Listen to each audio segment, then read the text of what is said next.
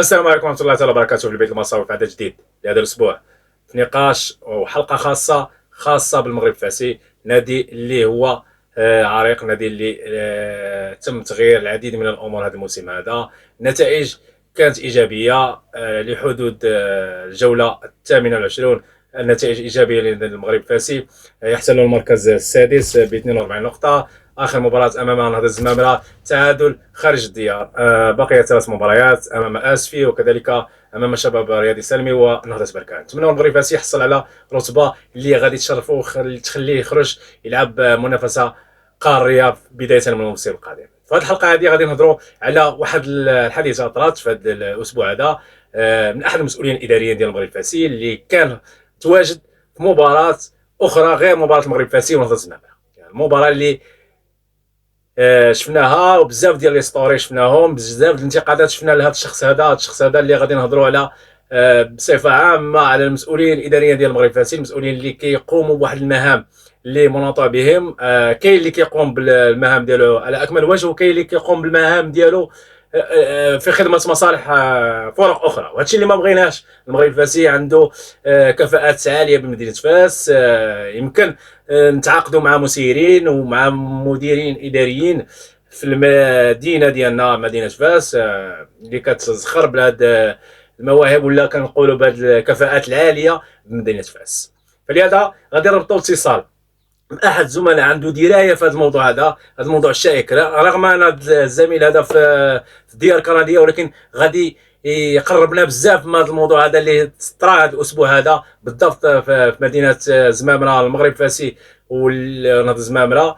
هذا المسؤول الاداري كان متواجد في ملعب اخر، يعني كيشجع فريق اخر. غادي نتصلوا به وغادي نناقشوا الموضوع ونشوفوا شنو الجديد في هذه القضيه هذه.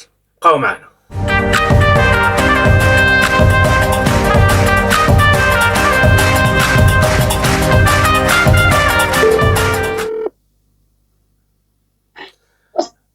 الان معنا على الخط مصاوي مقيم بكندا بالديار الكنديه.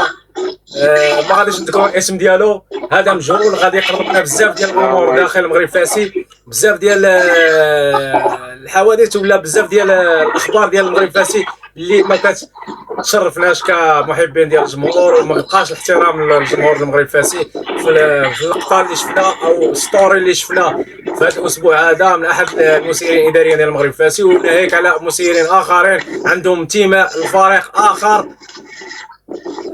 وهما كيشتغلوا بالمغرب الفاسي وما كيحترموش حرمه هذا النادي وما كيحترموش الجماهير ديال هذا النادي اللي عريق بمدينه فاس. مرحبا بك الاخ ديالنا المصاوي المقيم بالكندا، مرحبا بك في البيت المصاوي. الله يحفظك خويا اسماعيل، الله يحفظك. مرحبا بك. نتمنى تهضر شويه بجد باش الجمهور يتصنت مزيان لهذا الكلام اللي غادي نتذاكروا فيه. بالنسبه ليك كرأي شخصي وانت اللي عندك درايه بالاخبار داخل محيط الفريق، هذا المسير هذا اللي تم التعاقد معه بدايه الموسم، واش قدم اضافه للفريق؟ واش عطى بزاف ديال الامور لهذا الفريق المغرب الفاسي؟ وحنا شفنا بزاف ديال الاشاعات وبزاف ديال الامور هذا الاسبوع هذا. اسماعيل، بالنسبه للنادي المغربي الرياضي الفاسي زعما فاس فيها الكفاءات اللي ما يكفي انهم يقدروا يخدموا الفريق. فاس راه ملاهي علميه المدينه خريجه للكفاءات، ولا يعقل انك تجيب العام من كازا، المدير الاداري من كازا، نائب المدير الاداري من كازا، كلشي من كازا، فاس ما فيها حتى واحد، ما يمكنش. هذه هي علامه الاستفهام. فلا يعقل ان المدير لو ديريكتور جينيرال حتى هو تيمشي للماتشات لي ماتش ديال نادي الوداد، ناهيك على نجيب اللي تداولات الصوره ديالو في هاد السيمانه هادي. نجيب تا هو كان شي سيزون هو في الوداد، هو كان خدام في الوداد. بالنسبه للديريكتور ديال المغرب فاس، راه زعما ساهو حنا زعما هذا هو شو هو الاشكال اللي كبير هو انه علاش فاس واش ما فيهاش ناس اللي يخدموها، فيهاش ناس اللي غادي يزيدوا بديك المدينه لقدام ويكونوا تما سيغ بلاص. زعما هذا علامات استفهام. زعما الناس كاينين الناس اللي غادي يكونوا في فاس وسير بلاص وما يكونش في كازا ويدير عناء السفر ومسؤولية الفريق، خزينة الفريق، المصاريف الكراء وبزاف ديال الحوايج. اجل اسمح لي نقاطعك. بالنسبه لهذا المسير هذا، بدايه من الموسم هذا تم التعاقد معه، هذا المسير هذا واش قام بمهمه على اكمل وجه؟ واش كيقوم بالمهام ديالو على اكمل وجه؟ ما خصناش نخلطوا. يقوم بالعمل ديالو. هذا هو اللي بغيت نقول لك. اللي بغيت نقول هو انه ما يمكنش انك تقول عليه مسير، خاصك تقول عليه محب الفريق اخر. انه خدام بنادي المغرب الرياضي الفاسي ومحب لفريق اخر. يعني المسير كاينين المسيرين معروفين، بوزوبان، الحاج بوزوبان، السي جلون، مسيرين معروفين. هذا مسيرين معروفين. هذا مسؤول اداري، هذا نقولوا مسؤول اداري خدامين بنادي المغرب الرياضي الفاسي. خدام موظف، كتعتبر واحد الموظفين داخل النادي.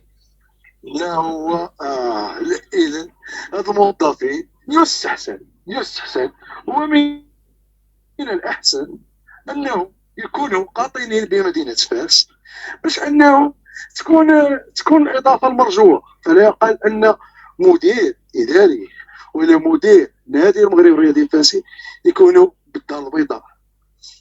وادنى وثيقه، واخا في عالم التكنولوجيا، حنا الان في عالم التكنولوجيا وكل شيء، ولكن ضروري انه ومن المؤكد انه يكون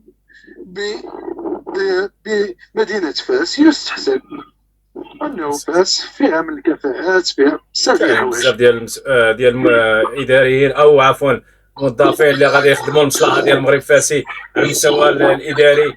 كاينين بزاف، عدد لا يحصى هنايا في مدينه فاس. يعني حنايا باش غادي نجيبوا واحد من مدينه وحده اخرى. إدارة المغرب الرياضي الفاسي إلا القليل حاليا جاو شي جوج بنات، شي كاتبة، اما اغلبيه الساحقه من الدار البيضاء. هذا هو المشكل. يعني الفريق اصبح للدار البيضاء، وهذا الشيء اللي ما بغيناش. انا لا اتكلم عن المسيرين، ولكن اتكلم عن الناس اللي كتجي تخدم بالفريق. انسان راه يجي يخدم بالفريق ما يمكنناش نقولوا عليه انه محب نادي الوداد. حنا جماهير نادي الوداد جماهير نادي الرجاء خوتنا، علاش مشكل هما كجمهور ولا كجمهور. عندنا مشكل، حنا مغاربه، عندنا اشكال مع شخص اللي خدام. حنا جمهور على راسنا وعينينا، لان تيجيو يمشيو عندهم كيجيو عندنا كنكبروا بهم. باش غادي ندويو على اشخاص، فلا يعقل انك انت تكون تشتغل بنادي كبير بقيت المغرب الرياضي الفاسي، وانك انت تكون كتحب نادي اخر. راه ديجا كنا شفنا الصور ديال ناجي ماتش اولمبيك في نادي الوداد الرياضي. هذيك الصوره كانت بعد احترام الجماهير المصاويه وعدم احترام النادي المغرب الفاسي. وكنا شفنا الصور ديال المدير المغرب الفاسي، مدير النادي المغرب الفاسي. شفنا الصور ديالو مع النادي الرياضي في كاس العالم للانديه. غريب. شفت هاد الصوره هذه حتى هو هادشي اللي ما كيعجبنيش انا. مازال هناك تسيب داخل النادي المغرب الفاسي، مازال هناك عدم احترام المهام، احترام الخاص. شي حاجه اللي خاصه ديال المغرب الفاسي خصنا نحترموا هذا النادي هذا، ما يبقاش بحال هاد الصور. فما بالك بأناس انهم لا ما يمكنش تدخل في منظومه كامله ولا احد من مدينه فاس. يعني انا خلل، مازال عندنا واحد الخلل. اعضاء جمعيه من مدينه فاس واعضاء الشركه من مدينه يعني ما غاديش يكون تجانس، وما غاديش يكون توافق ما بين الاراء، ما بين الجمعيه والشركه. لا، واخا يكون توافق لازم انه يكون نقدروا نكونوا في مدينه وحده ونكونوا عمل واحد في دار وحده وفي كل شيء، ما نكونوش متوافقين، ما نكونوش عندنا نفس الراي. الاراء كتختلف، وهذا الشيء كيعكس هذا الشيء باش ناكدوا الهضره ديالنا. ولكن اللي اسمح لي نركز عليه الاخ ديال اسماعيل هو انه هاد العقليه ديال انه الانسان يشتغل بنادي كبير، نادي كالمغرب الرياضي الفاسي،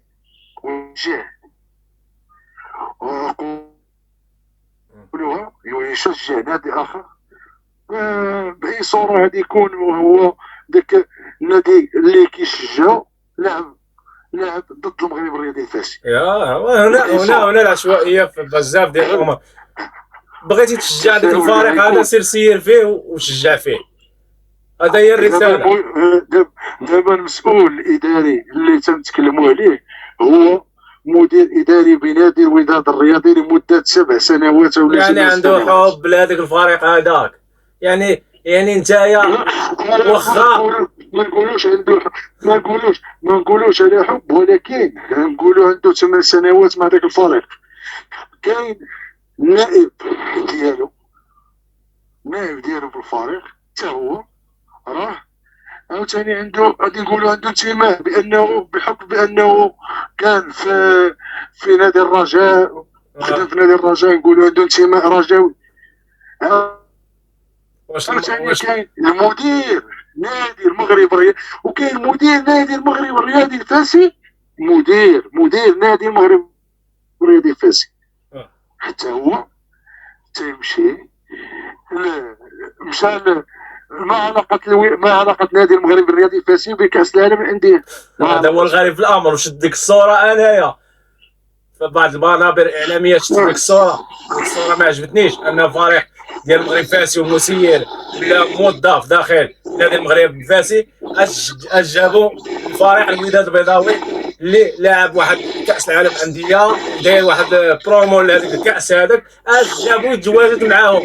يعني كيطيح من القيمه ديال الفريق ديال المغرب الفاسي والنادي ككل والجمهور ديال الماس. يعني ما كاينش احترام، وهذا الشيء هو اللي كيخلي واحد تشنج ما بين الجمهور وهذا المسؤول الاداري ولا الموظف داخل المغرب الفاسي.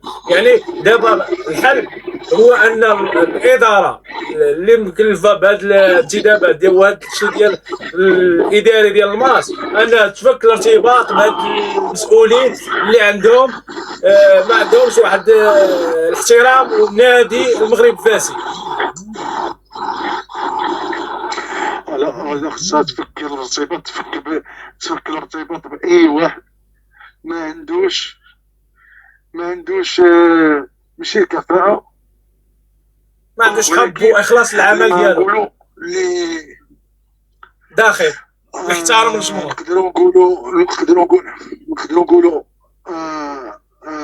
نقدروا نقولوا ماشي احترام الجمهور، اللي نقدروا نقولوه هو انه خصو يكون تمثال المغرب الفاسي احسن مثال، ويكون قدوه للمسيرين القادمين. مدينه فاس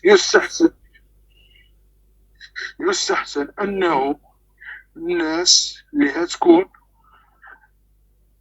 فاسي تكون من ابناء المدينه، ويكونوا قاطنين بالمدينه، المواطنين، يعني يعرفوا قضايا.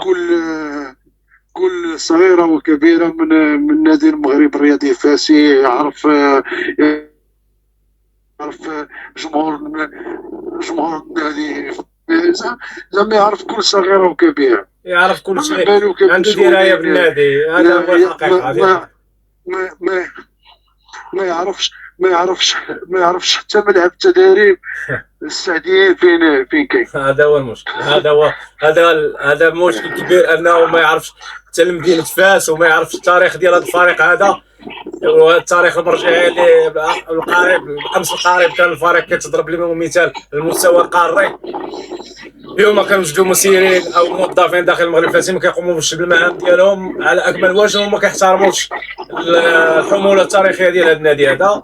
يعني انا كنطلب من الاداره ديال المغرب الفاسي توضع حد لهذا المشكل هذا، لان المشكل هذا هو اللي كيعطي واحد تشنج ما بين مسيرين داخل الاداره، وكيكون هناك صراعات، وهذه الصراعات هي اللي كتاثر على الفرق، لا الفريق لا خلال المدرسه، لا الفئات السنيه، ولا كذلك الفريق الاول ديال المغرب الفاسي. والنتائج السلبيه اللي عاشتها الماس من اقصاء ديال كاس العرش، وضيع العديد من النقاط، في مباريات ديال البطوله المغربيه، وتغيير المدربين بطريقه عشوائيه وعدم. اخي اسماعيل، تشرفت بك اخي اسماعيل.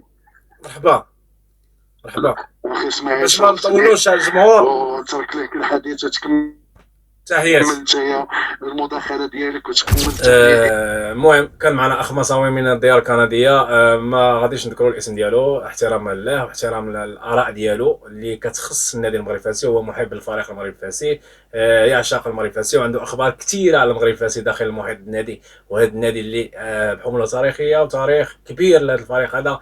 نتمنوا ان المغرب الفاسي ما يبقاش فيه هاد الصراعات هادو ما بين المسيرين الاداريين ديال المغرب الفاسي، وديما كيوجدوا ولا كنلقاو صراعات ما بين المكتب، لا على مستوى الشركه ولا على مستوى الجمعيه. نتمنوا تكون تآخي ويكون واحد الناس اللي عندهم درايه بالفريق، وعندهم درايه بمدينه فاس، وعندهم تاريخ، عارفين التاريخ والحموله التاريخيه ديال الفريق هذا. فلذلك كنتمنى اي مسير من واحد الفريق اخر ولا من مدينه اخرى الا يجي ويعطي، يجي ويخدم لنا هنايا باش يخدم مصلحه ديال الفريق الاخر بلا ما يجي لفاس. هادشي اللي نتمناو انهم يوجدوا حل لهذا الموضوع هذا الشائك، لان هذا الموضوع هذا ما غاديش يبغيه الجمهور، وغادي الجمهور غادي يثور في وجه هذا المسير هذا في قادم الايام ان شاء الله. هادشي اللي نتمناو انكم ما نكونوش طولنا عليكم في هذه الحلقه الخاصه حول الموضوع الشائك اللي هذا الاسبوع، ستوري اللي دار بوم في مواقع التواصل الاجتماعي ديال المسير الاداري ديال المغرب الفاسي. نتمنوا ان هذا الموظف هذا يقدم الاستقاله ديالو في اقرب وقت، ولا يتم الاقاله ديالو